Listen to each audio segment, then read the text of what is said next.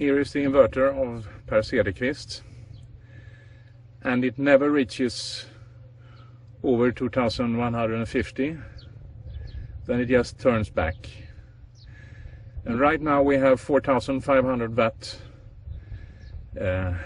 panels. There is a sunny day and we are closing into noon, so now we should have at least 3500.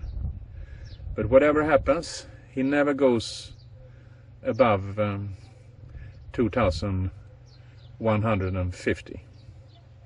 And this is a 6000 kilowatt three-phase Solax inverter, and that's the problem. Here you see the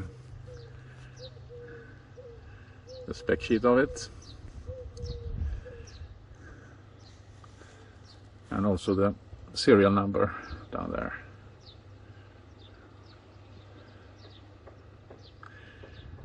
And if we look at the panels, we can see that all the panels are here are a few thermal panels, but we have 12 panels over there, and they are at 325, and here are 3 more, so there are 15 panels giving 325 watts.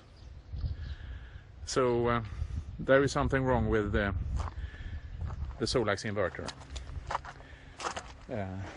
So we like the team to analyze, give us some information what we should do, or make a claim of it, and we send this back.